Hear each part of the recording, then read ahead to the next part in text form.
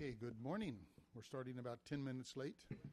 We don't have lots of time, so we'll get underway. I think we still have a lot of people coming, but you know what 9 o'clock in the morning in Washington, D.C. is like. Still fighting traffic. Some people may be still looking over their shoulders to see if the shuttle is coming yet.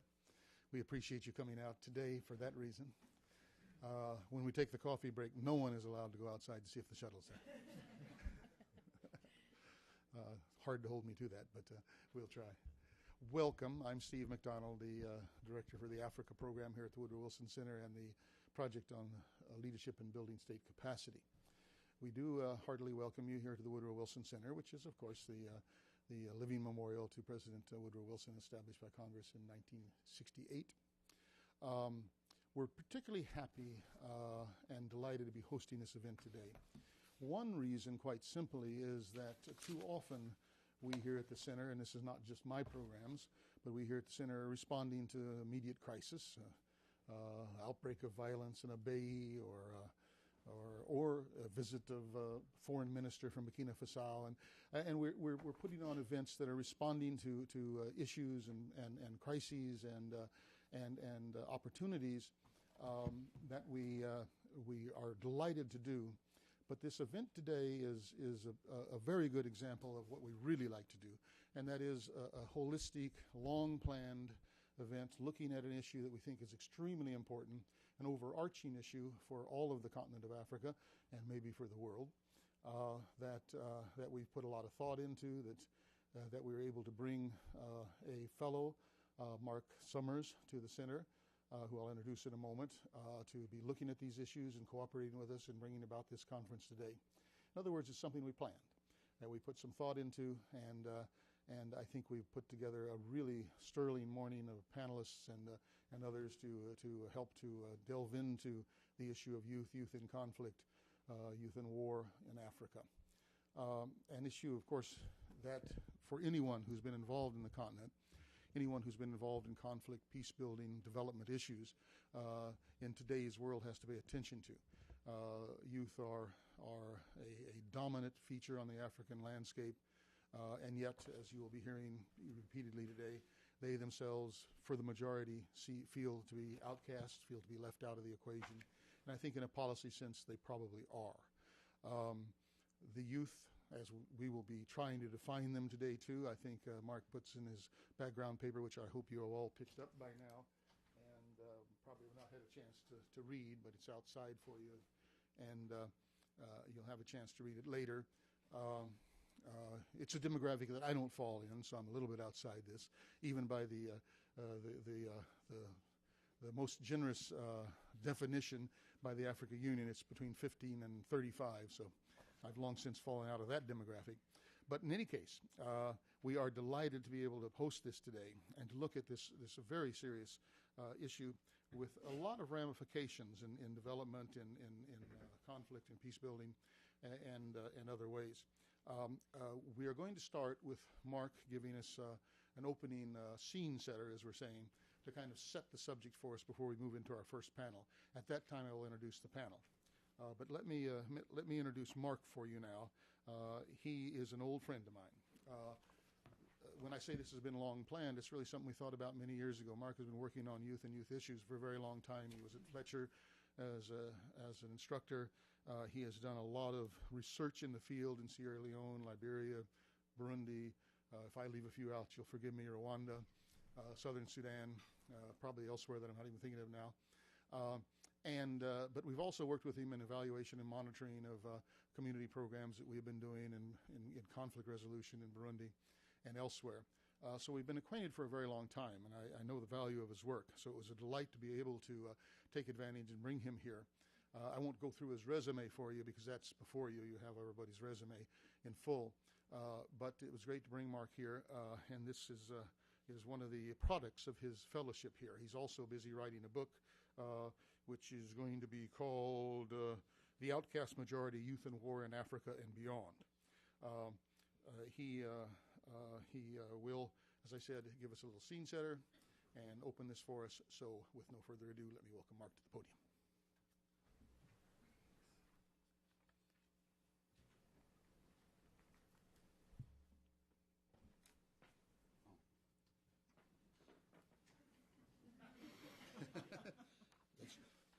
in case you forget who you are. Yeah, that's right. Thanks, Steve, and I want to thank Mamkhadi and Derek and Ali and Jessica for all their help in preparing this event, which and thanks to all of you for coming. I mean, I really am privileged to be setting the scene for such a rich program that we have ahead of us today. Let's see. Okay, so we have.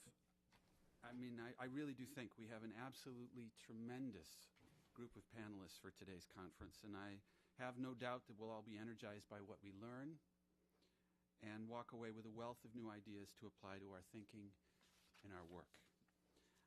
Before moving into the presentations, I'm going to provide some context to today's events. The structure of our two panels roughly aligns with the structure of the short book I'm working on here at the Wilson Center that Steve mentioned. So it's a book which contrasts the lives and priorities of war-affected African youth, that would be panel 1 right here, with government and international agency approaches to the youth challenge, which is panel 2. The book is called The Outcast Majority for the following reason. It's called this to highlight the following irony, that youth are demographically dominant, but most consider themselves members of an outcast minority. Now, this is the starting place for today's conference. Huge populations of young people who feel they don't belong, who feel like they're social outliers. And yet, they are the overwhelming majority of young people in these countries. And I think this applies far beyond war-affected countries in Africa and far beyond Africa. But in situations where governments are weak normally, struggling for legitimacy, and usually their credibility is quite low with youth, these are tense situations, and yet there's this separateness that really dominates the scene. As we know, we live in the age of youth with the youngest population demographics in recorded history, and where sub-Saharan Africa has the youngest overall population in any world region. So this is it. Youth are really quite dominant, whether we like it or not, or are aware of it or not. And again, our primary challenge and today's main task is to try to understand and effectively deal with extensive marginalization within these huge populations in war-affected Africa. So what do we do about it? Fortunately, I don't have to answer that today because we have all these esteemed panelists to figure that out for us. But I want to briefly mention two fundamental issues. First of all, what emblazes as a youth? If you're uncertain, it's not surprising. I do love this chart. Let's see, we have children. This is from the UN. Some documents say 0 to 17. You know, when you turn 18, you can go to war and things like that, or be drafted, or I guess not. You can't be heard on the Comcast or anything. Oh, that's right. Sorry about that. You're being too professorial. So then we have adolescents, then we have teenagers, then we have young adults. And then at the bottom we have youth, 15 to 24. So it's a bit of a crapshoot, and nobody's really clear. And some of the documents that the UN have are very open and clear about how confusing this really is. And that people struggle with what these age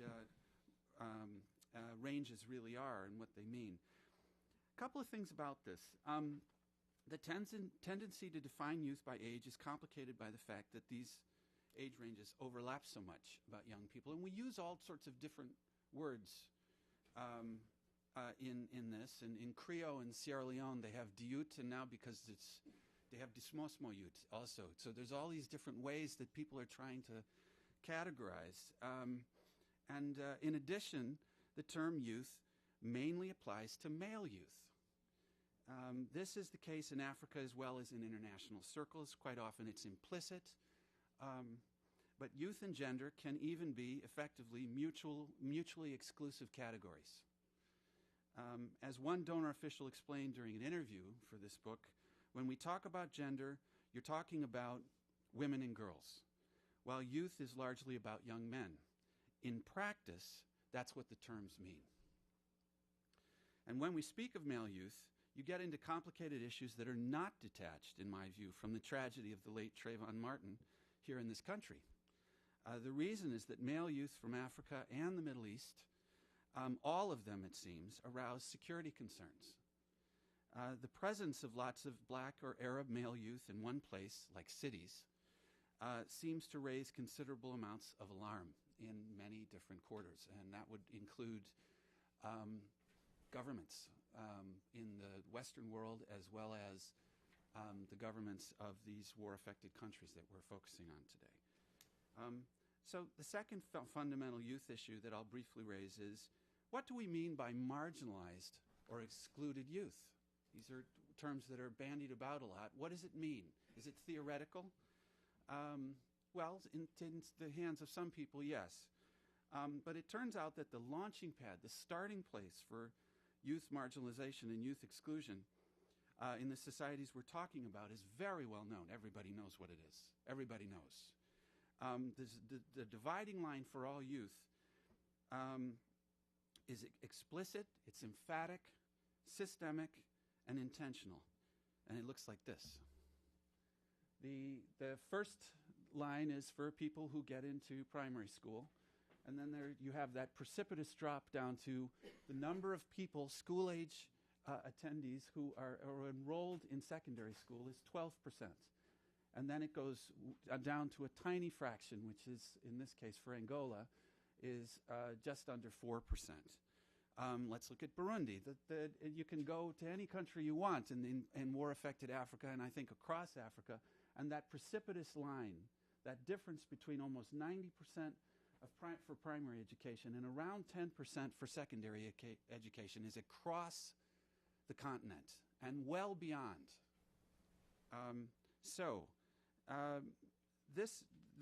That's what it looks like. And what do these charts tell us? Many things. First of all, efforts to meet the MDGs for primary education are succeeding, and that's encouraging. International community has been very, very focused, and governments, on primary education, and because of their efforts, they've been very successful. I think that that's true, and that is something to recognize. At the same time, most youth in war-affected Africa and far beyond will never get into a secondary school.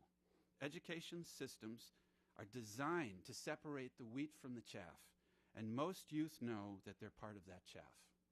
They'll never go. The system is not set up for them, and that's the starting point for where you feel separate, for where you're called all sorts of things, dropouts, bad boys, bad girls, and so on and so on. My field research has consistently found that the lives, trajectories, and priorities of two sets of youth. One is the overwhelming majority with primary school education or less. We have to keep in mind that a lot of youth have never finished primary school, and some never go. And then there's the small minority with secondary education or much more. And that's the dividing line really is particularly for those who graduate from secondary education. And then it's the secondary education graduates and then university in a place like Rwanda. If you go to secondary school and then you don't make it because usually because the family runs out of school fees, that's really quite embarrassing in and of itself because you're trying to launch into that upper class and you failed and you embarrassed your family. And that situation is deeply embarrassing, not just for you, but for your family. These two groups, the overwhelming majority with primary school education or less, and the small minority with secondary education or more, tend to be suspicions and resentments on both sides of this youth divide. And two important points need to be drawn from this separation, it seems to me. One is that many, if not most, educated elite youth leaders lack credibility with non-elite youth. No surprise there, but when we talk about youth empowerment, when we talk about participatory work, getting the youth voice, think about who you're grabbing and putting to talk to and who they really represent. It's more likely that elite youth leaders, usually males, Africans know that, foreigners are really concerned about gender, so they'll bring in some female youth, and that's important. But if they're well educated, who do they represent? It's likely that they're only leaders for other elite youth. And in some situations, that's not true for all leaders. In some situations, leaders are very clear about this, who they represent. They don't like, there's often great tension between these two groups. So the second point from this separation that I'm mentioning is that terms such as non-elite youth, marginalized youth, excluded youth, alienated youth, and ordinary youth actually refer to the same overwhelming majority of youth in war and post-war Africa. That is, undereducated young people who see themselves, unfortunately and tragically, as social outsiders. So we're back to where this short presentation began, with the outcast majority, which I think is a good place to leave it for the first of our two panels of wonderful speakers. And thanks once again to all of you for attending this important conference and for preparing to contribute to today's discussions. Thank you very much.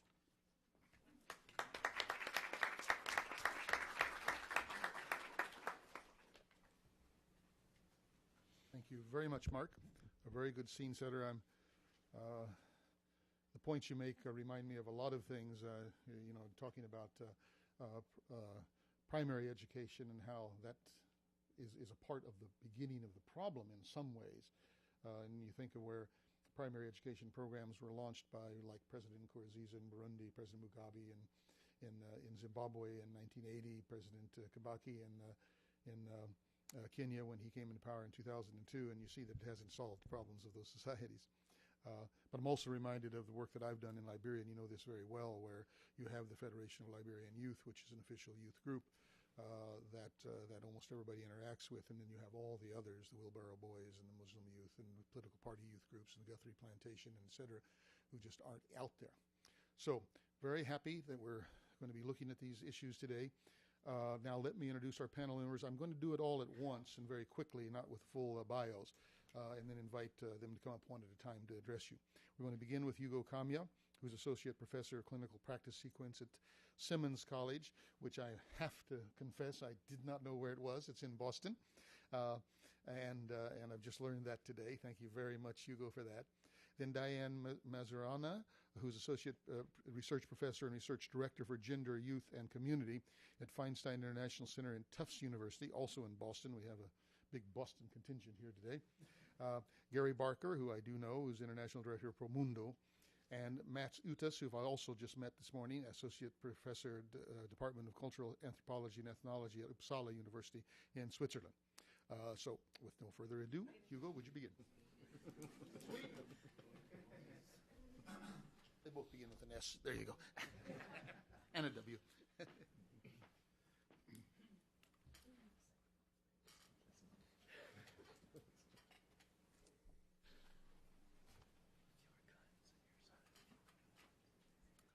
Thank you. I'm excited to be here, to be invited by Mark Summers and Woodrow Wilson Center. I only have 10 minutes, and they tell me, at least in my culture, if I want to speak for 10 minutes, I have to use Swahili. So I thought that I would deliver this whole presentation in Swahili. But anyway, given that as it may, I'm going to try to go through this quickly. My job for me here today is to talk to you about the psychological profile of the youth child or the youth. And what I'm going to be speaking about is part of my work in northern Uganda, some of the lived experiences of the children that I've worked with, and hopefully with the psychological profile of the child that I've worked with, present a couple of priorities and policies, and leave the rest of it to the panelists later this afternoon. Just as I was coming back on the plane a few weeks ago, I read The New African. I don't know how many of you got a chance to read it. And we're talking about the youth in Africa as the fastest growing and most youthful population in the world, that over 40% are under the age of 15, 20% between ages of 15 and 24. And then they ask this very interesting question, which actually Mark alluded to. Is this a ticking demographic time bomb? Which is interesting when you come at it. from whatever place you want to get at it. So the war and post-war youth complexify this serious challenge as we think about the remarks that Mark just gave us at the beginning. The psychological profile of the child. The young men and women or youth that I've worked with have presented a sense of alienation from self and other. And this is really very interesting, that psychic disintegration that is really a sequelae of the consequences of war. These feelings of abandonment, a sense of a threatened sense of well-being and safety, feelings of vulnerabilities, and also a feelings of loss, a sense of loss and meaninglessness in life. All of which some people attribute this to experiences related to PTSD. However, the interesting part is that for them, trauma is also a very present reality. It's not in the past. And this is sometimes where PTSD very often gets confused. It's a post-traumatic stress disorder. Actually, for a lot of people, it's current traumatic stress disorder. This heightened sense of alertness, a fixation on trauma, most of them watching war images on TV, CNN, and elsewhere as a way of sort of reconnecting with the experience that they've been through. And some of these actually come out as body dysregulations and sense of fragmented memories of what they remember. And as I've talked to some of these young men and women, I've also observed a reduced capacity to learn escape behaviors, so that many of them may engage actually in other aggressiveness, certain behaviors that are internally hurting themselves or perhaps externally involved in aggressiveness towards others. One of which is for the internalizing behaviors having to do with depression and anxiety. What I've also noticed is this complex layer of loss, loss from their systems of cooperation and mutual dependence, which also has to do with the broken social networks that are disrupted, their loyalty as well as solidarity with family and kin, and of course the interpersonal relationships that are also disrupted. A sense of shame, feelings of guilt, internal guilt, but also survivor guilt and also a collective guilt. Why me? Why did this not, why actually did I survive? Why did they not take me away? Why did they not kill me?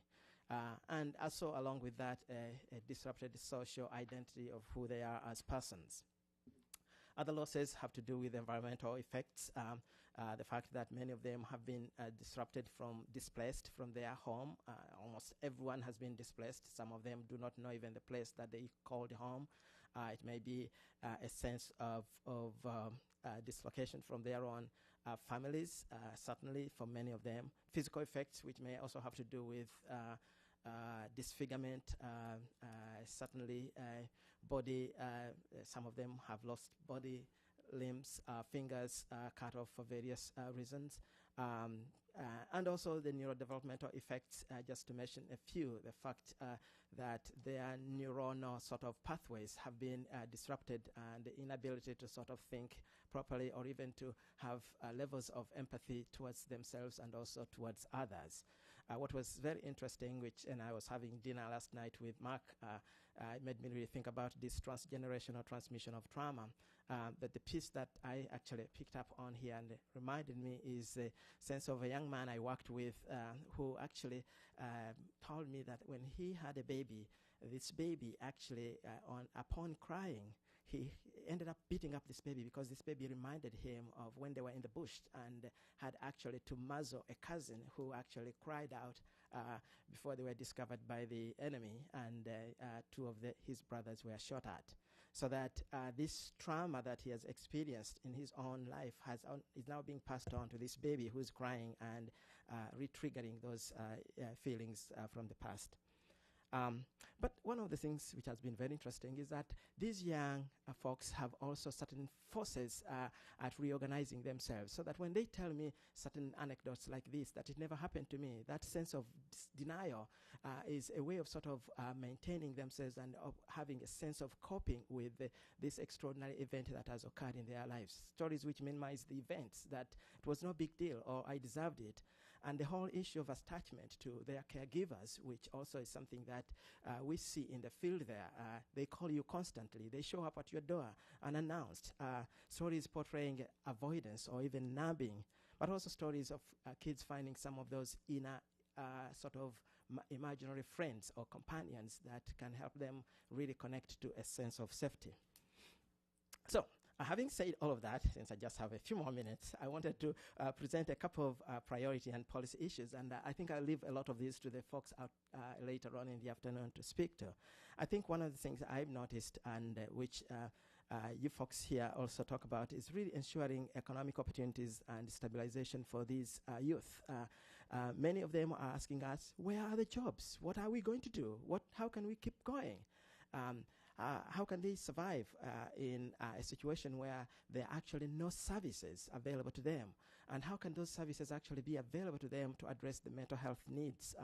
Diane will be talking more about the empowerment of females.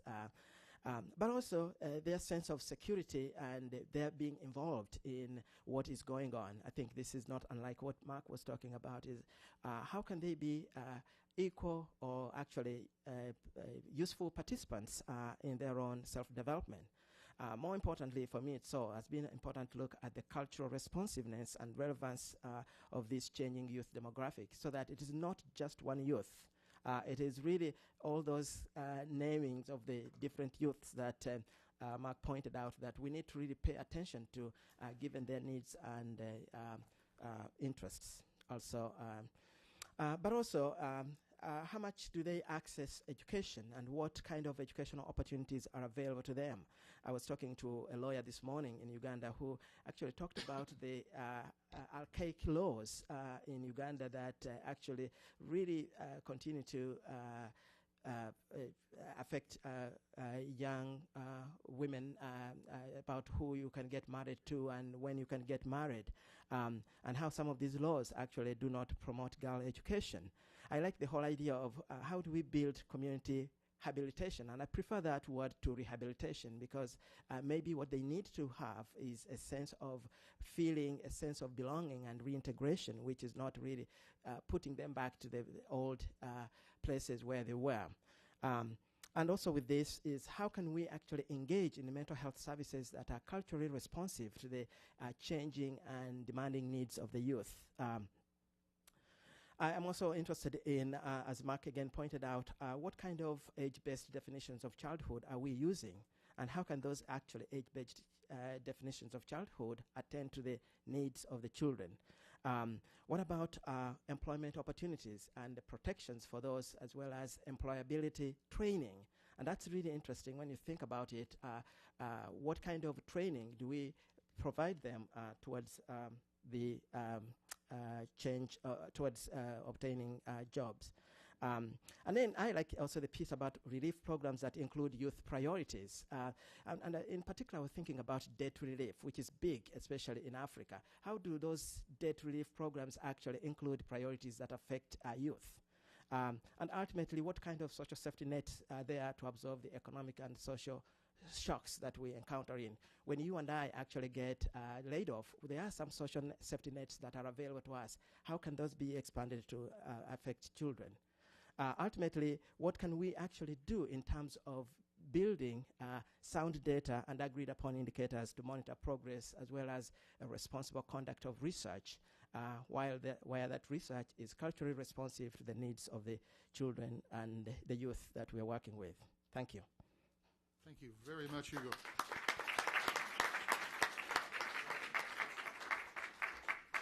That was very useful. I'm struck by some of the psychological profiles that you outlined: disfigurement, outside the family, displacement, etc. I'm reminded as a combat veteran from Vietnam, your mentioning of guilt and how little we realize the guilt of surviving combat. It's really an interesting stress that people go through. All right, Diane, your turn. All right. That is not the right. Oh, it's on. Okay.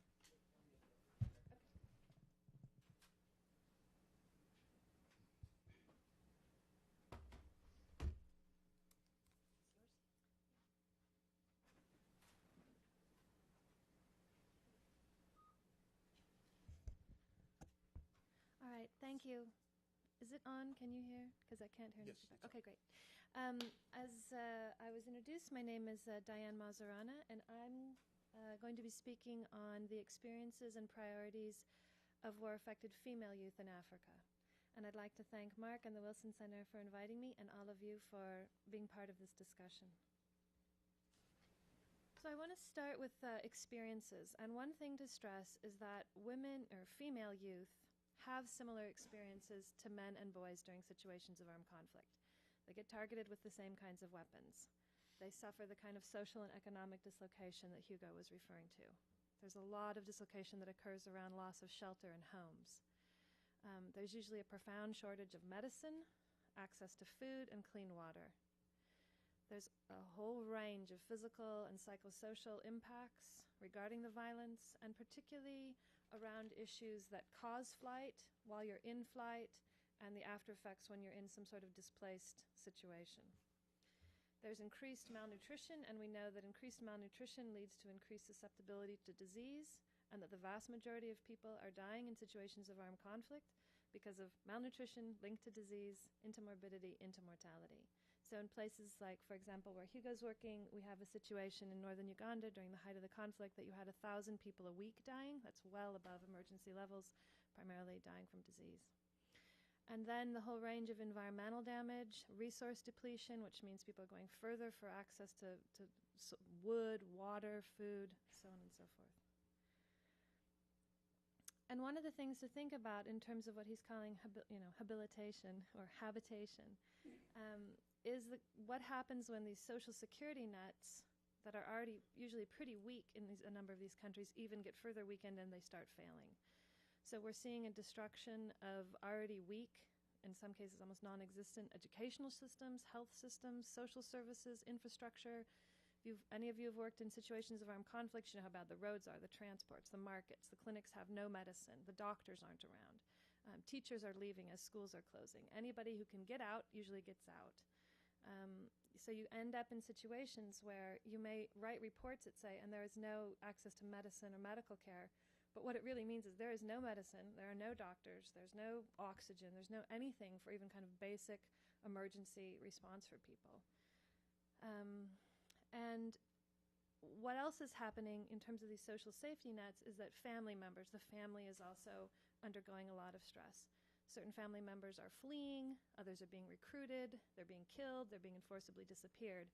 And particularly, these are the males. So you're starting to see changes in the demographics. We work at a lot of massacre sites, and you can just see the demographics of the massacre. You can see all the missing males. And so what happens is these kind of front lines of defense, school structures, health, infrastructure, the family, that would help these female youth cope with what's happening. They're getting undermined and cut, and they're starting to fail. In some cases, they're completely failing.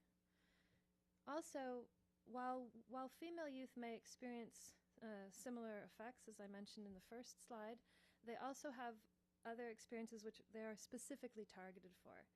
And this could be an entire panel on itself, but suffice it to say that women and girls get viewed as the culture bearers. They represent the ethnic group. They represent the cultural or religious group. They're reproducers, literally, of the enemy. And so they become prime targets.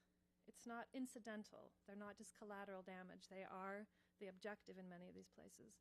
And clearly it's been shown that gender-based and sexual violence is purposefully being used as weapons of war. I think that is indisputable. And so when we look at some of the most serious international crimes, genocide, ethnic cleansing, killing, torture, and forced disappearance, and so on, we can see that these crimes are being tailored as they're attacking females, right? They're carried out in different ways than they are when they attack males. And we also need to think about the implications for females of when males and their families are attacked. So again, the majority of people dying in situations of armed conflict from direct violence are males. They're being killed, they're fleeing, they're being disappeared, they're being forcibly recruited or encouraged to be recruited into others. And so what you have is you have more female youth left in a lot of these families trying to cope. So they have an increase in their labor in terms of what needs, agriculture, opening land, doing a lot of work that they hadn't done before. increased responsibility for childcare, for the feeding and security of the family, especially when you start losing these male breadwinners or male youth who would be using their physical labor to help. At the same time, these female youth have extreme challenges in terms of access to land and claims to land. And so the countries we work in repeatedly, where you look at issues around land access, and that's huge. I'm reading what you all are paying attention to, Afghanistan and Africa. These are primarily females you're talking about that are having problems with land access and problems with people stealing their land and cheating on land boundaries. So these girls are at an increased risk for early marriage, for engagement in sexual relations as a way to survive. They're at a very high risk for leaving school if they were even in it. They have a very low ability to generate any kind of income, and they're having a reduced health and nutritional status, which then leads to all these further complications.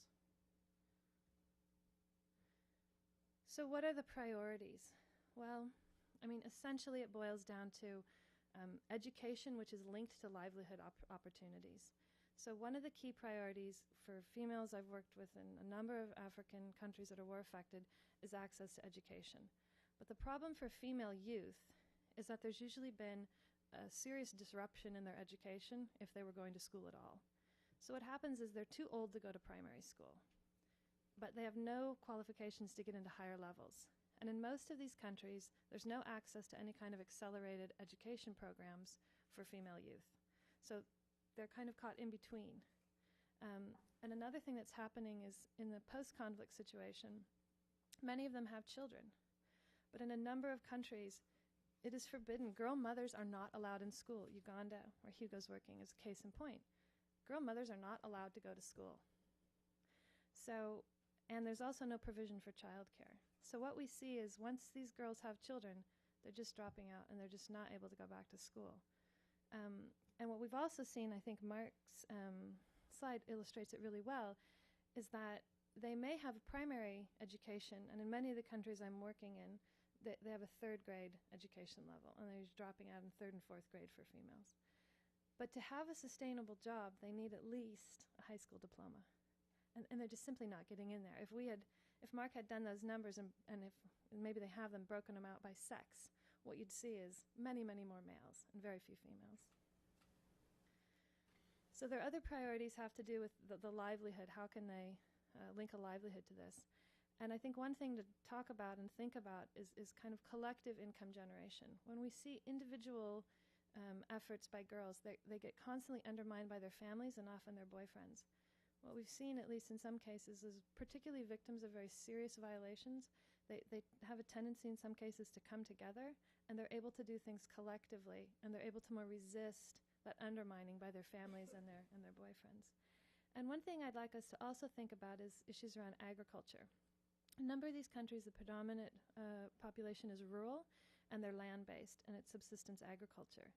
And that's really important for their family's survival. But the fact is, for female youth, they have almost no decision-making power, and they have almost no control over the land or property. So their 15-year-old brother, and if the girl is 30, or young woman is 30, that 15-year-old brother will have much more power and ability to say, because it will be his land. It will not be her land. She will be leaving to marry someone else to try to inherit that land for her children. So I think we need to really think critically about agriculture.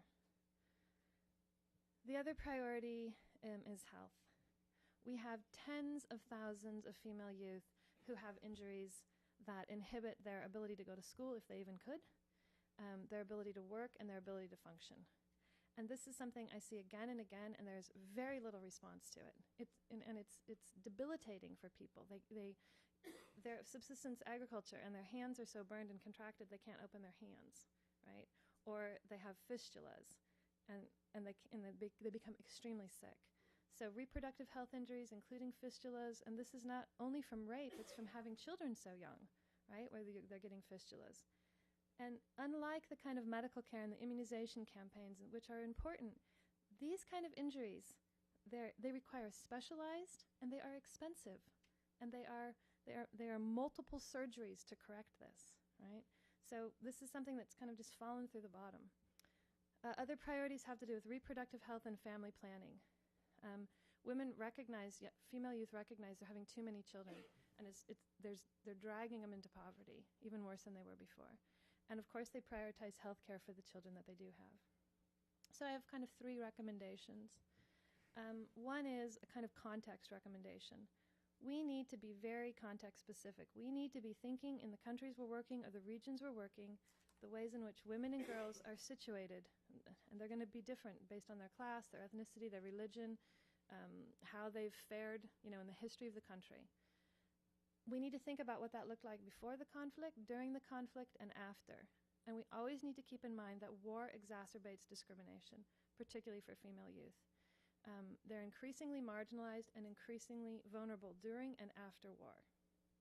I know there's a lot of kind of discussion that opens new opportunities, and I just have to tell you, of working over a decade, I just don't see it. What I see is people coping to survive, not all these new opportunities coming out of war. In terms of education, I think we need to really think creatively, consider all the means to get these older female youth back into school. Is it possible to do accelerated education?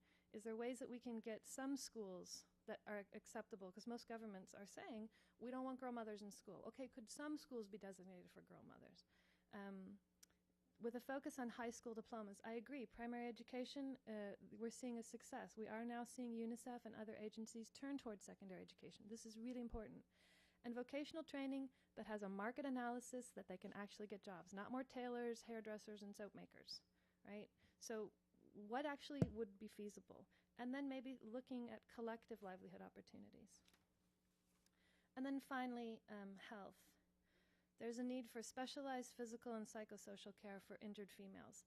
This isn't the whole female population, but there's a proportion, usually about 10%, which is high, 1 in 10, who have a debilitating, that it impairs their functionality, right? These programs are more expensive. They require specialists. They have to be long-term. I mean, people who, for all the amputees in Sierra Leone, or people who've had their jaws blown up or something, and they're growing. You have to replace their artificial limbs every 6 months, right? So it's a lifetime of care. There also needs to be increased attention to reproductive health care and family planning. I'm sure Gary's going to talk with us about this, but there needs to be a lot more work with adult and male youth on stopping sexual and gender-based violence, early pregnancy, early marriage, right? An effort to keep these girls in school and not with all these children.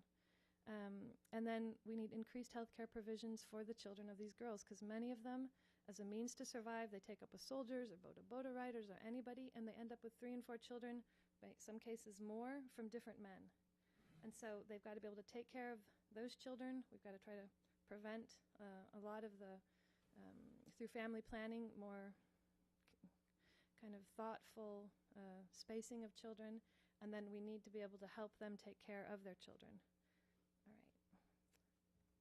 All right, thank you very much. Okay, thank you, Diane. Gary? I liked your presentation. I'm looking forward to seeing your research.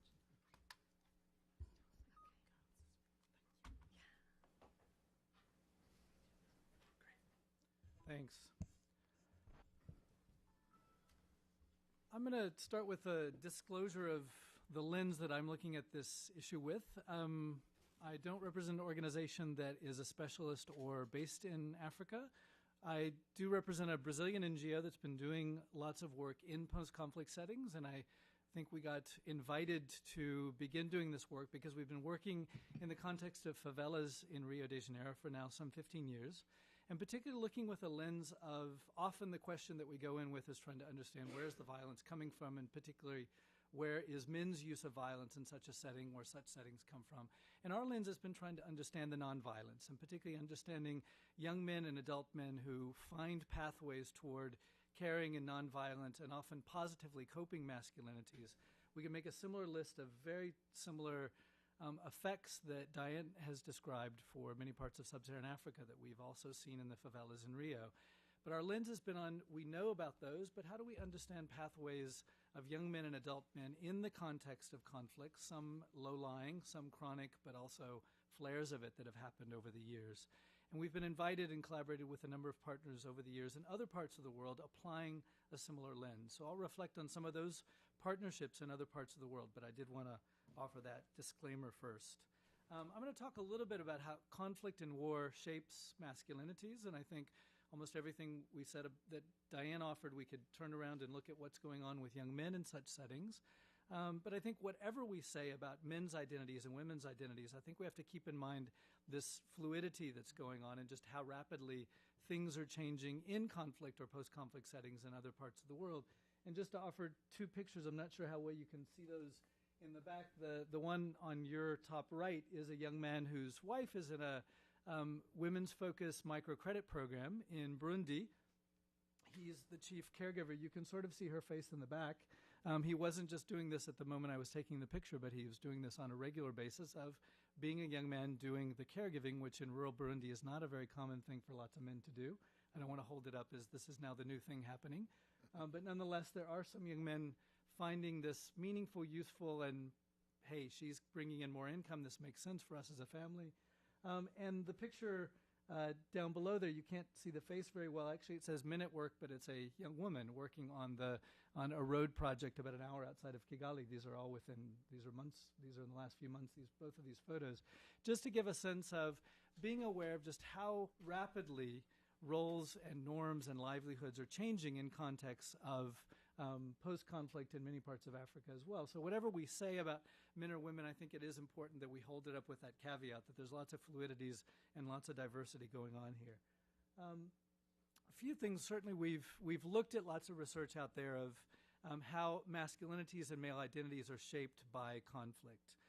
Certainly we know that conflicts are very much about the deliberate manipulation of often unemployed boys and men who find a sense of masculinity handed to them with the light weapons that have now proliferated in most conflict settings, certainly in sub-Saharan Africa and elsewhere.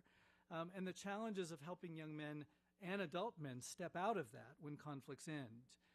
To go back to, and particularly as Mark has written a lot about, this chronic waithood that is there for many young men, not finding a way into being this provider role of adult manhood that they think is their birthright, and what happens when I'm thwarted in reaching that. And so lots of young men who are able to achieve some aspects of what they see as these traditional versions of masculinity, but when guns are taken away, they don't have a lot of chance to do that. So how do we think about this transition? Certainly those working in the DDR field will recognize that the first two Ds are often easy. The long-term R, particularly about changing the identities of men who have been involved in conflict. We talk a lot about the combatants on the armed rebel groups. We don't talk as much about also combatants in standing militaries and the challenges there of saying some we want to, when conflicts end, also have to figure out different kinds of livelihoods. I think those are issues we don't talk about very much. And then this post-conflict period of what do we go back to? What is there to go back to? Lots of young men, any of us who have done work in IDP camps, feel very much that kind of list, that the gaze of young men in camps of kind of where am I going, who am I, what identities do I have waiting out there? And certainly there's often not as many young men in camps for all the reasons that Diane has mentioned, but the challenges of ongoing sexual violence in camps, and that is men's use of it against women for the most part, certainly. The transactional sex that go on of men buying and often young women involved in the selling. And again, this transition of what livelihoods am I moving on to? What does it mean to be stuck, literally in this case, within a physical confine that's not allowing me to get on with my life? I think those are issues that need to be talked about. And then, of course, we've got the long-term effects. We've been involved in a multi-country study together with the International Center for Research on Women, that together we've been coordinating household surveys in a number of countries across the world, about half of which are post-conflict. Rwanda is one of them, and we're about to carry this out also in eastern DRC. Household surveys with men and women, ages 18 to 59, so we're able to look at ages, we're able to look at generational issues as well. The sample in Rwanda, about 3,600, it is nationally representative. Very high rates of men's reports of use of violence against women, and lots of underreporting, we would say, of men's use of violence when we ask men about their own use of violence. 39% of men said they had ever used physical violence against a partner, compared to 57% of women who said they had ever experienced such physical violence. That was one of the largest discrepancies of any of our countries of men's underreporting. And one of the things we think we see, and even larger in the issue of sexual violence in the context of a relationship, so marital rape. 37% of Rwandan women said they had experienced forced sex from their male partner, yet only less than 4% of men ever acknowledging that they had carried that out. So one of the things that we think we see there is a huge silence around men's violence. Certainly they're aware of the existing law. They're aware that things have changed post-conflict. They're aware of the global spotlight that's been applied to Rwanda on this issue, but certainly lots of silences that are around it, and also a lot of acceptability. We also found in the bold part at the bottom here that men who reported, 80% of women and men reported that they had seen any violence during the genocide. We didn't ask, of course, about their use of violence, but we did ask about how much the violence had affected them. So we're talking 80%.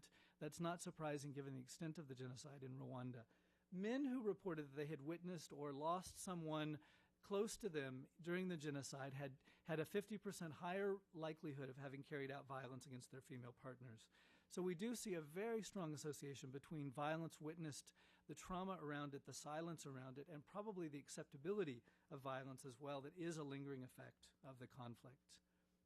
So thinking about what do we do about this? How do we understand Rwanda's now, 17 years out from the genocide? Many of the settings we're working may be years out from a conflict, but nonetheless understanding how many years it may take to rebuild. And I think we also have to acknowledge that whatever we do around trying to include a gender lens in our work, engaging men and boys in this, applying a gender lens to women and girls, the challenge of the institutions that are available to actually implement these ideas and policies. And so I think we do have to think about what works in fragile settings, and particularly there's only so many gender experts and youth experts to go around for the settings that we're working. So thinking about ways that we can move ahead. There's an interesting project in Burundi called Abatangomucho. It's an indigenous-led organization. It's now been supported by the CARE office there, but very much about saying if these views of and traditional rites of passage were often used to usurp and bring men into conflict, why don't we take those back? Why don't we go back to cultural traditions and roots that we used to use to resolve conflict and find ways that those can be rebuilt? One aspect of this is men holding other men accountable for the use of violence. If they said we used to have village elders that the man would be held accountable to, now that we've dispersed, we don't have this as much, we're going to wear this logo on our T-shirt and we're going to hold other men accountable. And they look a bit like an evangelical church group that holds, hey, Brother Jean, you weren't at church last week. We know something happened with your wife, and they'll hold you accountable, sit you under the tree in the center of your village and have a little bit of a public thrashing of what you've done to your partner. And I think it's an interesting way of trying to tap into local and culturally salient ways of men holding other men accountable for their negative behaviors in this case. And then an example from a setting that's far different, certainly from sub-Saharan Africa, but where we've been working with a number of partners for about now close to 5 years. A project called Budi Mushko, which means be a man, and it's led by youth-serving NGOs in the former Yugoslavian republics, and led in part by CARE, but also with a couple of other partner organizations, including Promundo, looking at ways of tapping into the young men who are kind of the first generation out of the conflict, who are really fed up with and question the version of masculinity that they've been socialized into, that was this kind of very ethnocentric, xenophobic production of kind of a Balkan warrior man, and a generation of young men who come out of the trauma of the war who say, we want something else. They organized a seminar a few months ago that they called the New Balkan Boy, of young men, and it was a youth-led, young men and young women, using social media, getting via schools and particularly via vocational training programs to put messages out there about being different kinds of men. And you can't really see one of the slides that I've used here, but they have a man holding up a bicep, and there's either a bird sitting on the bicep kind of making fun of it, or another one, a brain appears in the bicep, as if to say, we know what has happened to our country when we tried to resolve our conflicts the way that we did. Let's look at different ways of how men can react in this post-conflict setting. So very much giving a sense of hope that youth can take this ahead, and in fact, often some of the best things that we can do as adults is step back and empower that work. But I think very impressive of trying to take on these, not just saying men have to stop using violence, that was a bad thing that we did in the past, but really saying, what does it mean to build new ways of being boys and men that don't involve this kind of xenophobic, ethnocentric view of what it means to be men, the defense of my homeland, and move toward how can we make peace-building young men. Another issue that I think is interesting to talk about, and while it may seem strange to talk about men or young men as part of it, is to figure out spaces where there's already lots of things happening where young men and young women could be engaged. And one of these is the huge focus at the moment of women's economic empowerment approaches. By Oxfam's estimates, there's about 100 million beneficiaries of microcredit or microfinance globally at the moment, that above 90% are women. It's working in lots of different ways, but we're finding, working with partners in Rwanda and elsewhere, that it can work even better if we find ways to engage men as partners in it. And it's not quite as strange as it sounds. Actually, men will come. You don't have to double all the size of your village savings and loan or microcredit programs to make men beneficiaries, but simply offering a space where you say, we need you to be part of this as well. We need you to understand why your partner's being empowered in this, why this is important for women, and here's a few things that we can offer to you along the way. We've been experimenting with a process with CARE in Rwanda and elsewhere and finding that men will come. They're not demanding that they get all the same financial benefits that their partners are. In fact, they're quite willing to participate if someone simply asks them in interesting ways. And so I think to look at spaces like that where we need to keep economically and socially empowering women, but find ways that men can be engaged as partners. And then a few final reflections. There's lots of evidence-based approaches tried in other settings that I think do have some relevance in post-conflict settings. So if we say we don't know what to do about engaging men and boys, there's lots of stuff out there. There's lots of stuff that's been documented. I think we have to keep going, stop going in with solutions from the outside and say there's lots of change happening already. There are lots of young men who are willing to come forward and be parts of peace-building movements and nonviolent movements if we ask them in the right way. And just one final point on the education issue. I absolutely agree with how much both Mark and Diane have brought that up. One of the things that we found in the images data, both in post-conflict and in non-conflict settings, is while we have measured for a long time the important effects of women finishing secondary education, and there's no question about how important that is, but I think it's also important to understand boys finishing secondary education. Across the settings, and this includes Rwanda, boys who had finished secondary education or men who had secondary education had far less rates of alcohol abuse, far less rates of use of violence against physical partners, less likely to get involved in other forms of violence, including delinquency, and more likely to participate in the lives of their children. So there's also a gender equality benefit of boys completing their education. And so finding ways that as we talk about the need to overcome the deficits and disparities where girls are not enrolled, but also to think about the importance and the gender equality dividend when we keep boys in school longer. And then finally, as we talk about, and we need to, the issue of livelihoods, and I think Mark brought that up at the beginning, to understand that it's not simply the income in your pocket at the end of the day, but it's also the identity function that it brings for women and men. And I think to understand that also gets us toward more interesting, more sophisticated, and more appropriate livelihood approaches. I'll stop there. Thanks. Thank you, Gary. You've all been very disciplined with your time. I'm really impressed. So, Mats, you have you have a lot of pressure here. Mats from Sweden.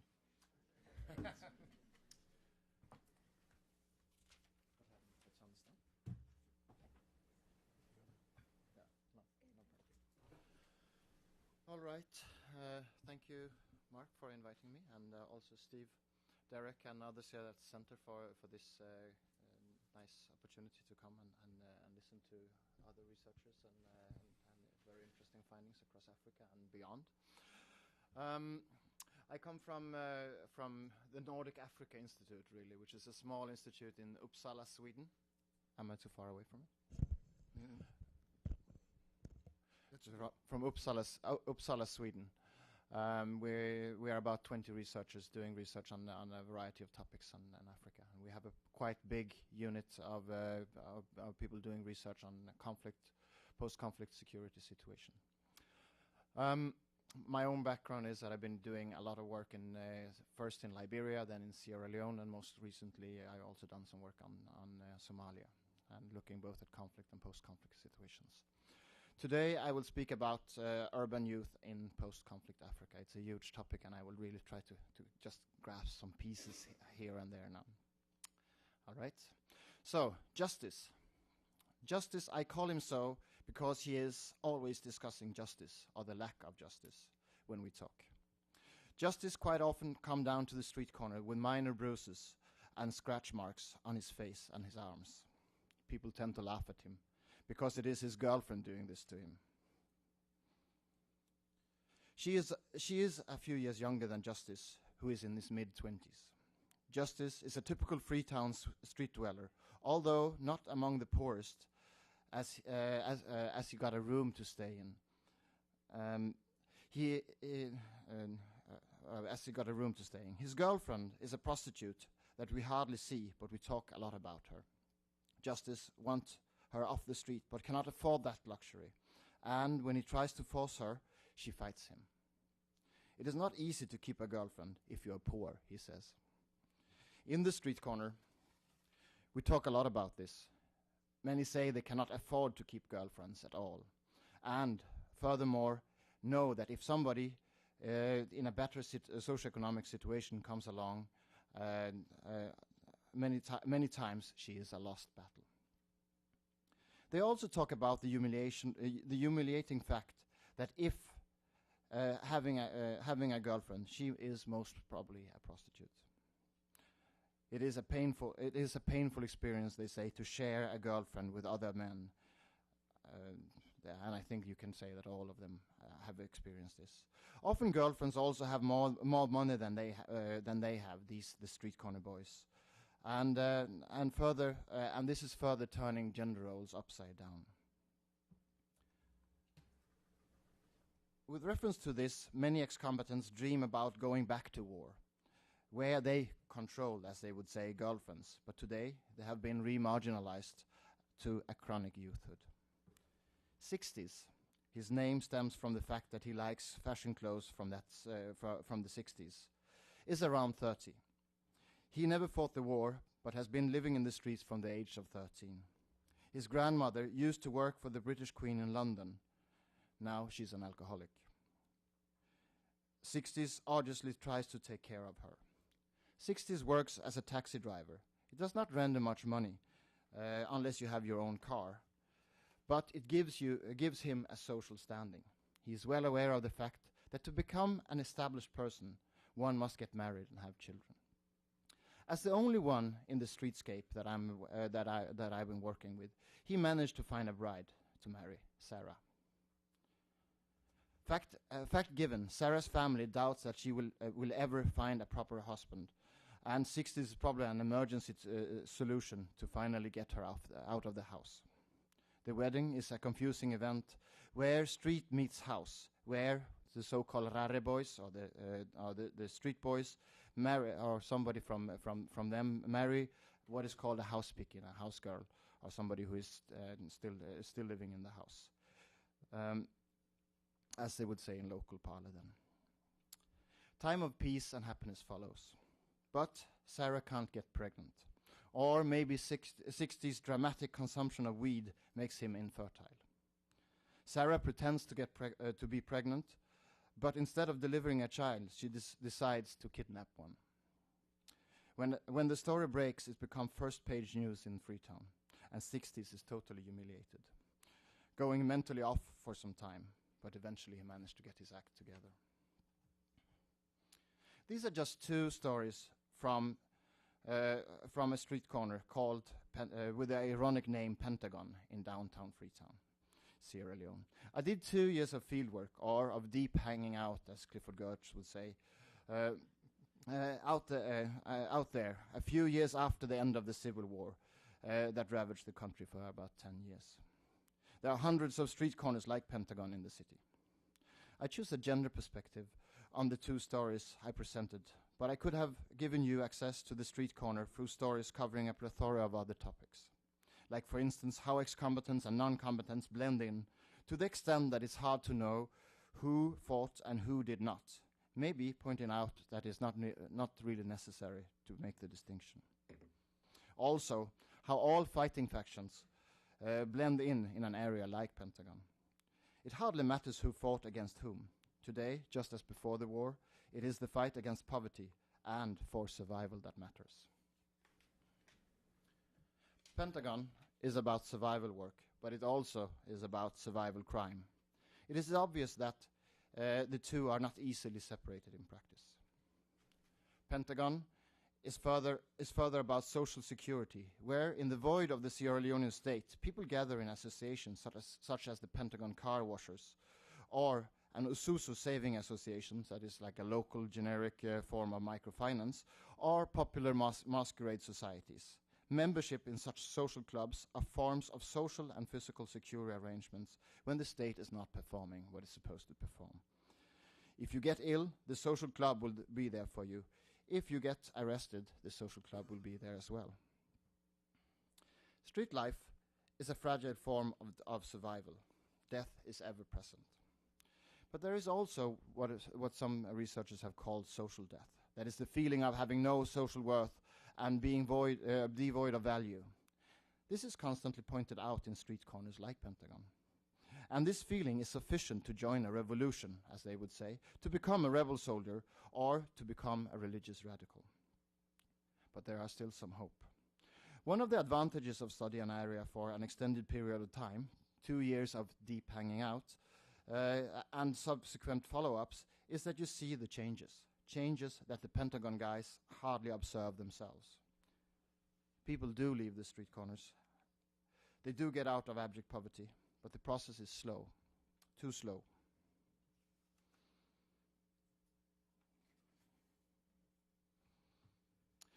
I here present some research findings about youth in the urban landscape of post-war societies, but many findings fits no war or pre-war societies as well. A question first is, what is youth? Are we talking about a gendered concept or not? In West Africa, most people who fit the youth category, the way people themselves label it, is young urban men. Many of them are above 25 years of age. Approximately 80% of the street youth in Freetown are male. Recall, for instance, 16's being youth, but his wife Sarah was not. She was not labeled street. She was labeled house. It does not mean that young women are not affected by poverty, but most remain more socially contained than their male peers. We ought not to forget young women, for instance, Justice prostitute girlfriend. But many young men live in more volatile social situations and are more dangerous for social and political stability, both in the short and in the long term. Danny Hoffman has suggested us to see the city as a form of barracks. Young people venture from rural areas, from near and far, to look for jobs. Many stay for years in the city doing survival work, waiting for a job that may well make them go back to the countryside. Young people may be enrolled into rebel armies or be hired as mercenary soldiers in countries far away, but they may also get employed in mining endeavors or go to plantation work. There is one thing most of them have in common, and that is that they get hired in the city. I propose that we need a better understanding of labor flows and structures, especially from a historical perspective, to understand these processes. Pentagon is a typical corner where labor is for hire, and the more destitute they get, the lower wages they will accept, and the higher risk they are prepared to take. War, for example, in this perspective, is a social chance. In the meantime, they do survival work, washing cars, pushing drugs, buying and selling goods, what in Freetown, without any prejudice, is called Jew man business. I recently produced a film on this topic. But I propose that we need more systematic work in this field of study. Then there are the big men and their network. I just edited a volume on this.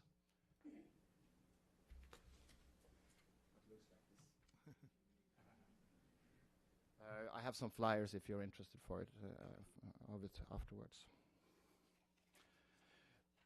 The book is really more from a macro perspective, but there are some really fine chapters on Liberia and Sierra Leone that shows how big men connect with former foot soldiers of the rebel armies. It is clear that street youth are far from loose molecules. In their current post-war lives, they are well connected with big men on a variety of social and political levels. War wars should also be viewed in the light of big men networks of both political and economic character. It is important to highlight that marginalized youth groups do not start wars by themselves. People with political agendas do.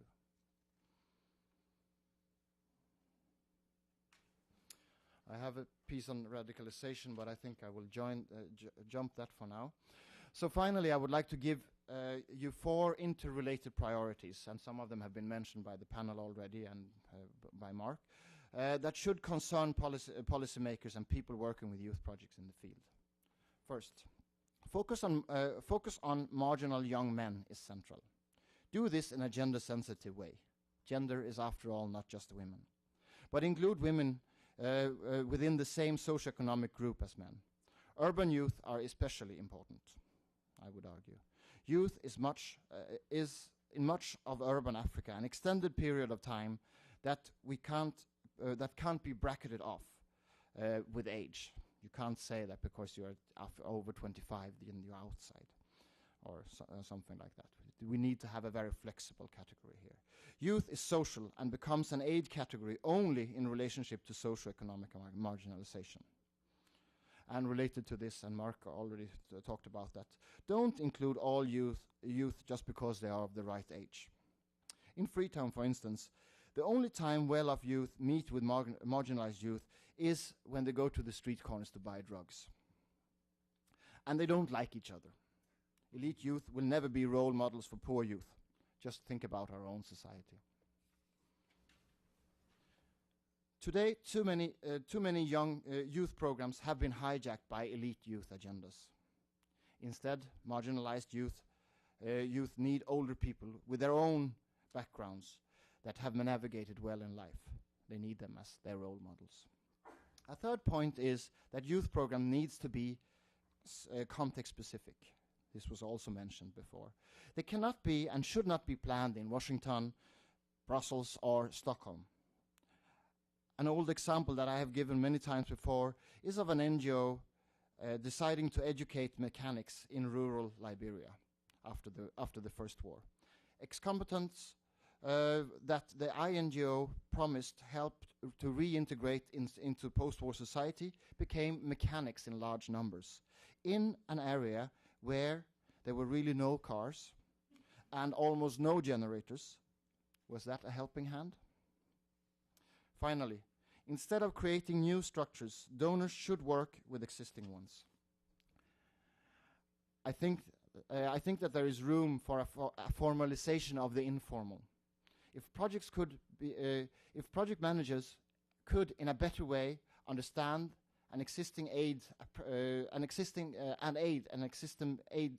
apprentice system, I believe, and there are many of these apprentice systems all over Africa that we could work with. I believe youth employment structures could be significantly strengthened. There is currently little research on that, but I know that there is some really good stuff coming out. Like I said, I have much more topics, a much longer paper, and I try to really cut it up, but I will stop there. So thank you for listening. Thank you, Max.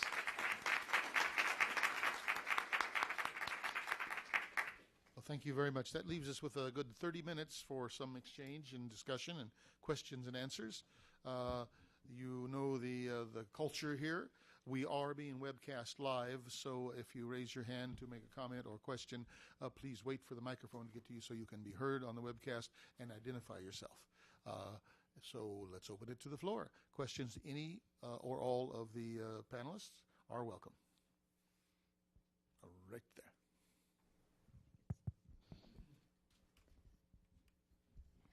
Hello, my name is Clara Ramirez. I work at the International Center for Transitional Justice.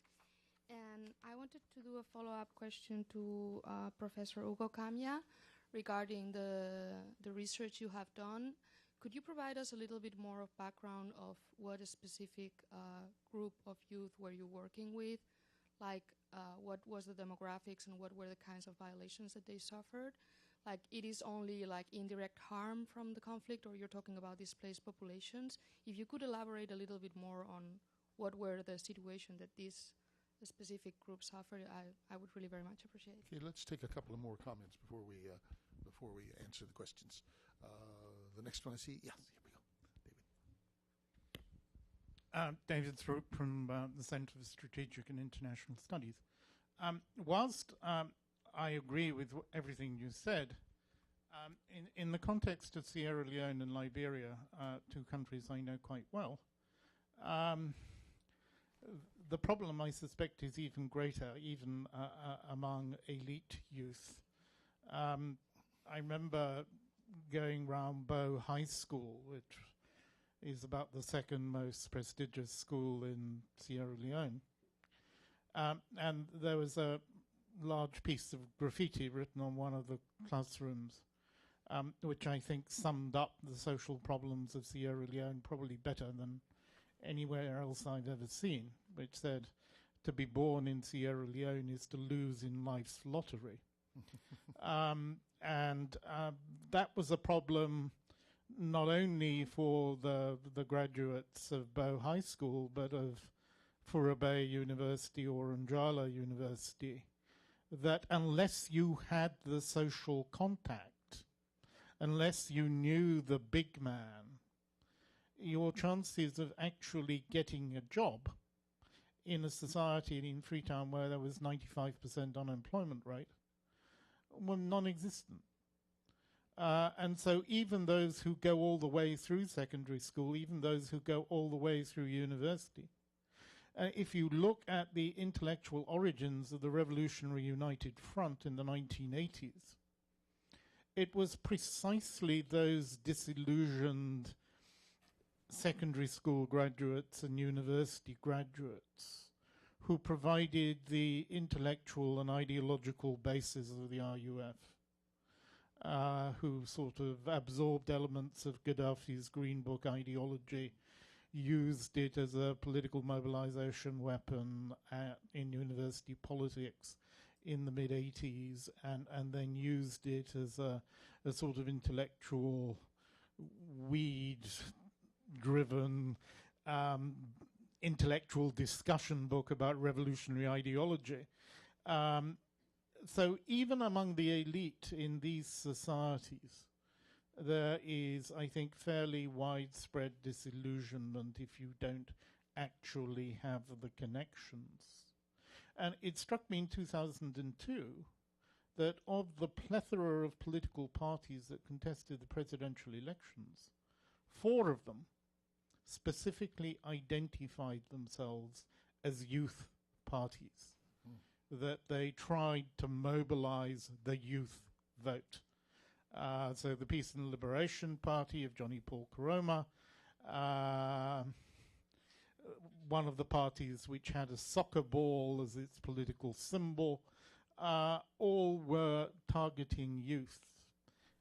So I think Sierra Leoneans and Liberians are well aware of the dimensions, but how you actually begin in a society where the graffiti of Bo High School demonstrates the problems, I think reflects an even wider scale of social dislocation and economic disjuncture. Okay, thank you, David. Okay, we'll take one more comment right here, and then we'll seek some response. Thank you very much. My name is Veronica Iragu Bichetero. I'm at the United States Institute of Peace, and I come from Uganda. Now, I've listened to a number of references to northern Uganda, the Great Lakes region where actually I work, my research here is on, and we've talked about Rwanda and that kind of thing. What concerns me really is the picture being painted. We are moving. The northern Uganda of today is not northern Uganda of yesterday. And even if you look at during the conflict or before the conflict, I think somebody tried to bring in that one. Now, my concern is, can you talk a little more about, give the audience hope that it's not as bad. We are moving somewhere. I really get concerned as somebody who lives there, know what is going on, and credit is not being given, particularly so that money is leaving United States, is leaving the EU countries, is leaving from all the different parts of the world. And there are so many projects that are working on the youth, the women, the conflict itself. So all in all, I'm saying, look, there is recovery. Something is happening. Your money is getting root. Something is being done. Let's also talk about those sides and at least tell the policymakers there are somewhere, there are some, they've gone so far and there is so much to do, accountability, so to say. Thank you very much. I think for Veronica, you will find some hope in the second panel in terms of talking about policy responses, how those should be tailored to be more effective. It's not that we should withdraw. But in any case, let's have some responses. The first question was at you, Hugo, so talk about your research, and then we'll go into the elite youth and the give us some hope question. Actually, I'll start with the hope. Oh, okay. Because I think that's a wonderful observation. Of course, in 10 minutes, there's very little you can do around that. But I think I was beginning to talk about it when I talked about forces at reorganization, because those are actually the seeds of hope that a lot of what's happening, initially hope within the youth themselves, but also hope within the community that is actually really doing something to make a difference. But of course with its own complications. One of the pieces of hope, as you'll hear me talk about, is we talk about former IDP camps. So there are no more IDPs of camps as such. They have been dismantled, and I think when you go back to northern Uganda, that in itself shows to you something that has happened. That has its own problems also, because many of these folks have been sent back to what? Literally, the homes are no longer there. The little mango trees that divided one area, one land piece to are gone, and some people have claimed that to be their own. I think for me, in my work that I do also as a clinician, that's also where I see a lot of seeds of hope. When I hear about stories of people who are making changes in their own lives and beginning to assume a certain accountability, sort of very much like the work that Gary has talked about here, creating accountability circles and beginning to ask themselves about what change and what difference and what impact they can actually make in their own communities. That is hope. I mean, spirituality has been also a very strong yield of sense of hope for many people. So you're right. I think we need to hear that, and I'm glad that the later presenters will be talking about that. As far as, and also the other whole thing about northern Uganda, I actually cringe about that. As we very well know in Uganda, it almost like divides Uganda as a different Uganda. A lot of the young men and women we talk about in northern Uganda have also come in the southern part of the country. They are street children, and northern Uganda is not just an entity of itself, although that perhaps becomes more of a geographical location when we talk about it. So it's very well put. So most of these, now I'm going to get back to the earlier question, young men and women in northern Uganda that I worked with and I've continued to be in contact with, 15 to 19-year-olds.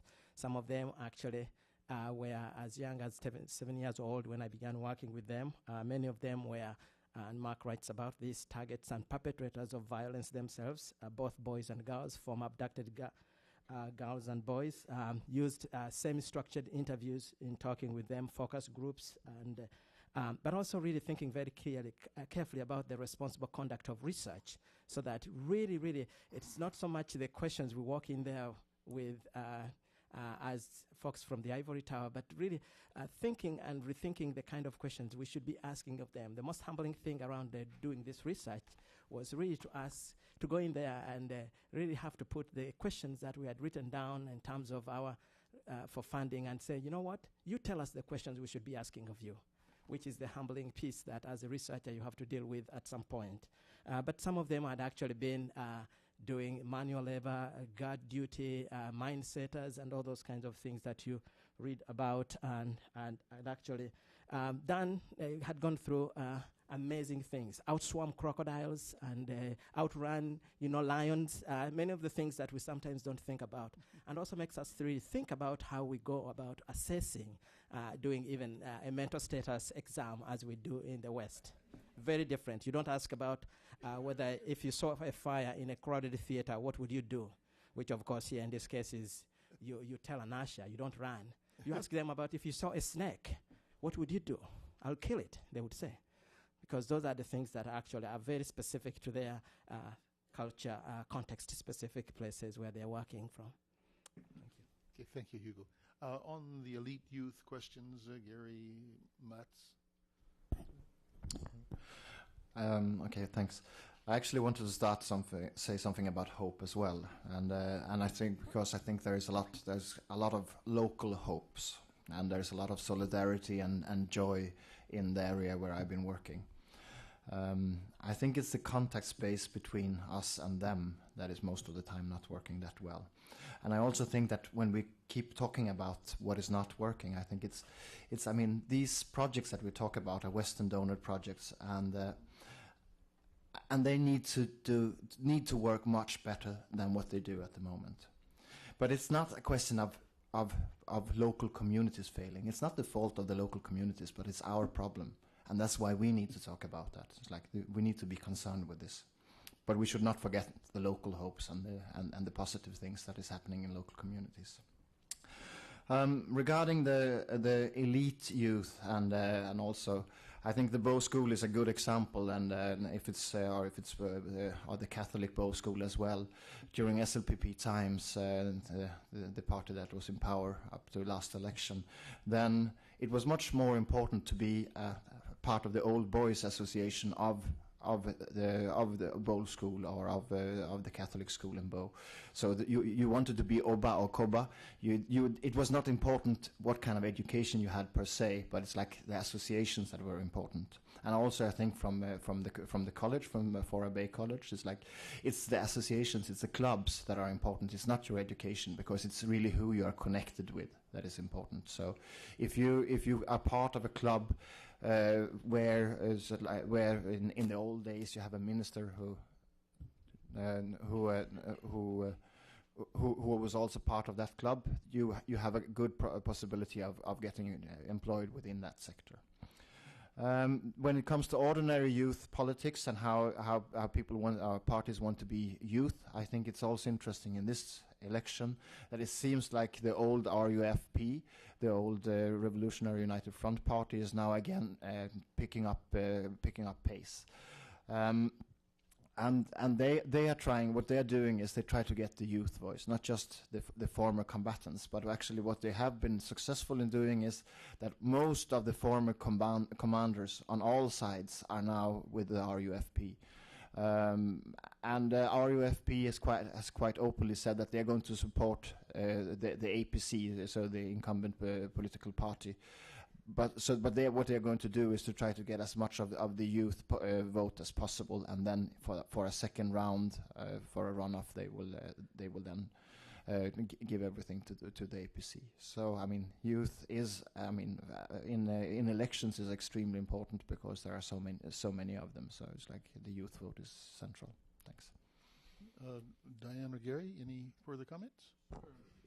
Just a quick comment to Veronica on the question of do we see pockets of hope and what's going on the gender equality and kind of what's going on in men's and women's relationships. I think there's a lot of interesting things happening. Mark showed the data of this very high primary school enrollment, and although there's a massive drop off in terms of secondary, that primary school enrollment certainly we are seeing the dividends of keeping girls in school for all these years. And there is one of the things about the youth generation, however big we want to define it, is that they are taking on seeing each other as equals in a faster way, or certainly in ways that the older generation is not. And I think the speed with which we see new ideas taken up, The degree to which you've got a generation of boys and men who have seen their mothers do work outside the home, who have seen their sisters next to them in school, means that on some of the gender equality issues, we are seeing some effect, and I think those need to be held up as well.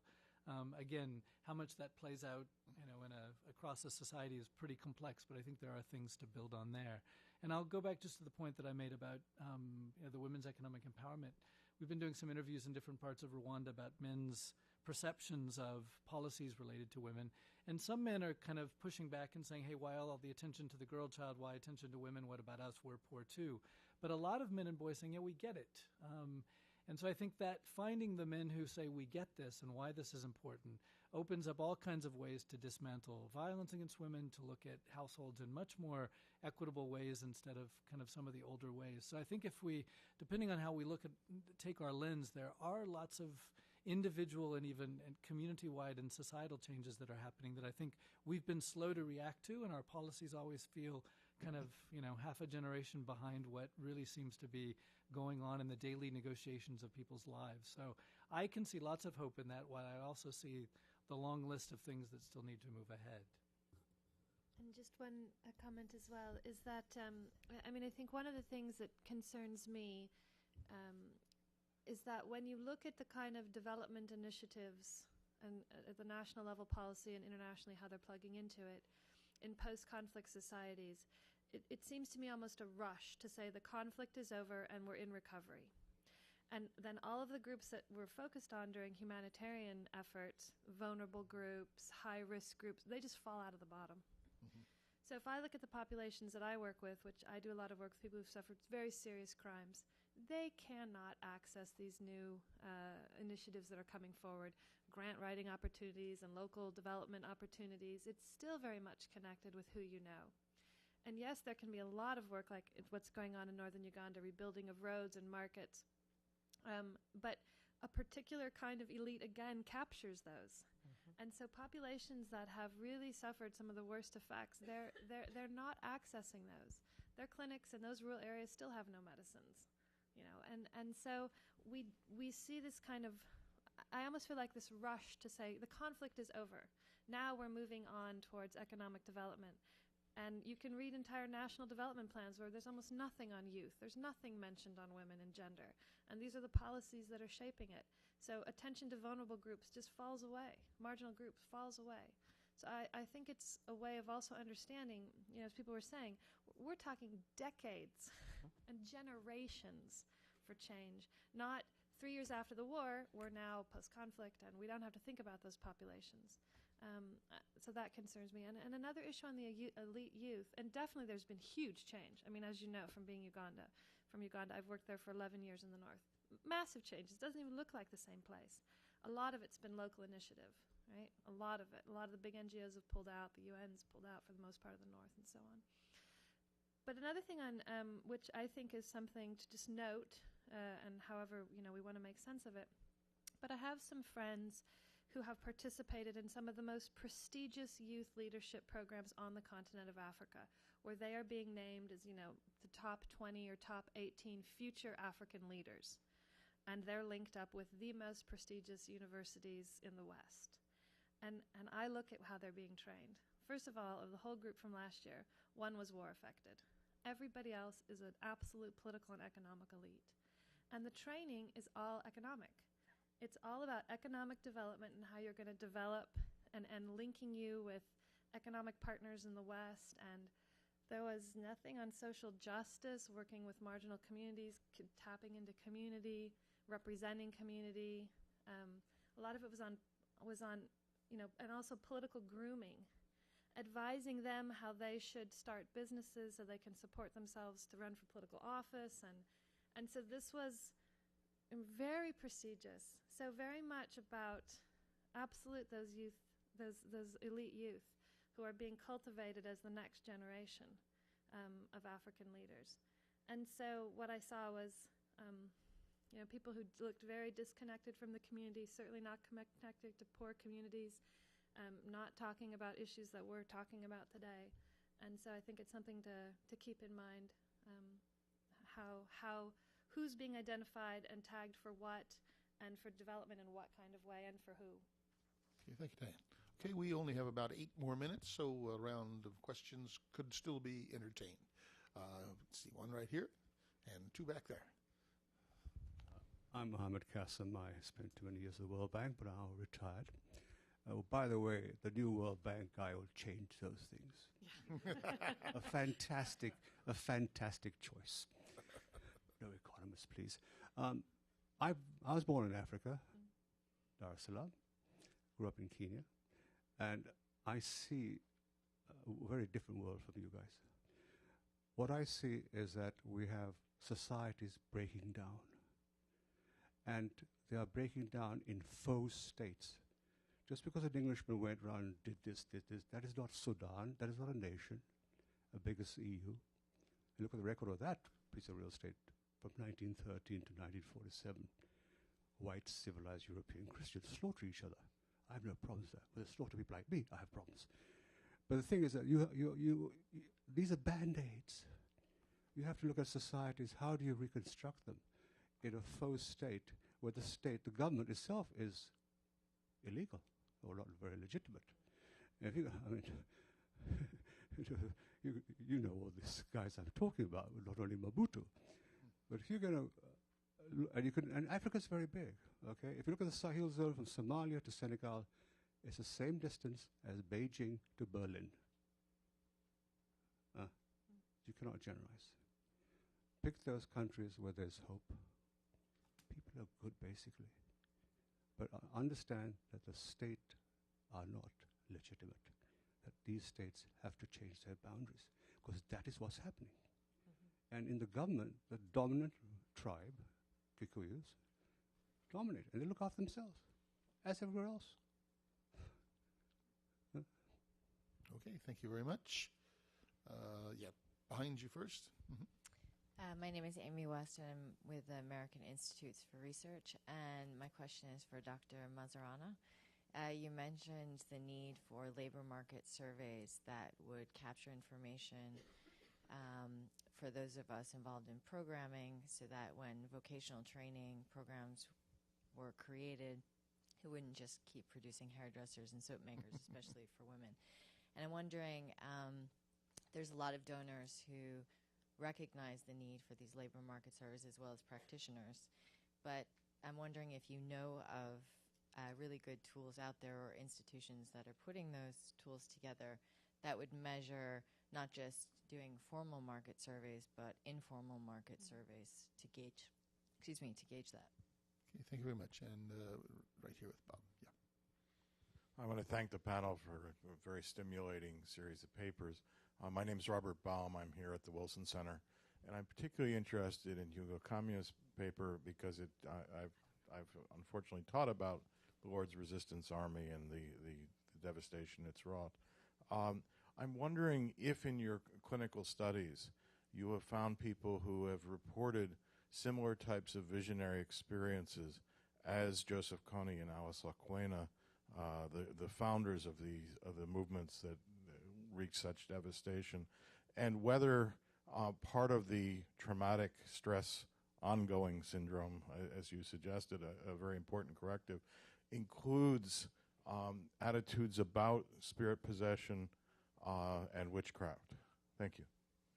Okay, that's a good variety of questions there. First of all, with the opinion on faux states, illegitimate governments, social breakdown, and then I think Amy directed at you on the market surveys, and then last on the visionary experience and how that might, probably mostly in Hugo's territory. Maybe all of us to comment in the first instance on how you see this affecting the youth situation as we're talking about today. I can start. Sure. It's a very salient point that you're making in terms of the credibility of the government. And one thing that I'm very interested in is that in several of the countries where I'm working in Africa, I'm watching those youth watch what's happening in North Africa and the Middle East, and starting to recognize the real power of youth, and a power that is either violent or nonviolent. And I think we were talking about this at dinner last night. I think to the extent to which youth maintain programs that kind of fill in for a lack of government and gaps, or they do peace building work, then they're acceptable by the government, and the government kind of just ignores them. And so as long as they stay kind of out of the politics, out of real power, out of real critique of the government, they'll be let to do what they're going to do. But what I'm starting to see is youth saying, you know what, our governments are so corrupt, and our leaders do not represent us. And it's not just marginalized elite; it's also elite youth as well saying this. And you know what? In other countries, they've gotten them out. And I'm hearing more and more talk about wanting to do things like monitor political accountability and start looking at corruption and start looking at these issues, which we know what will happen with these governments when that starts happening. Right? There will be a crackdown on these groups. And so I think that we're starting to see, especially with North Africa and the Middle East, I think we're starting to see an emboldened youth population to really realize that they do have a lot of power that's untapped. And they are absolutely aware of the incredible levels of corruption and lack of representation by the governments to them. And so I think it will be interesting to see how some of these youth groups who, even that I've worked with, who used to focus on peace building, are now looking at political accountability. And let's see what the response is there. But certainly I think we are in for, in a number of states, more turmoil and more street demonstrations and more riots and more protests, because youth are realizing in other countries that they have a lot of power. And we can also anticipate, what the government response is going to be. So I think that will be very interesting, because absolutely they recognize that their leaders don't represent them. Yeah, Diane, you want to hold the floor and respond to the survey question? Sure. It's an excellent question, and actually I don't know of any, and I was just asking Gary if he knew of any. I don't, but I think you make a very important point, which is there needs to be measures of the informal economy. As we all know, in a number of these countries, the informal economy dwarfs the formal economy. It dwarfs it. And yet economists don't study it. And it's a lifeline for millions of people. You can say, in these post-conflict countries, the economy's been destroyed, and people in fact, what you have is really strong informal economies that are shadow economies, war economies, parallel economies. And this is how most people survived the war and are surviving now. So I think more work on that to understand those markets and economies is really important. Because if we continue looking at the formal sector, we're going to just continually be disappointed. I think we can't, obviously we're not going to ignore it, but we've got to start thinking smarter about informal. And so I do think that work could be designed to get that information. It just hasn't, and it hasn't been a priority. But you make an excellent point in your own question. Okay.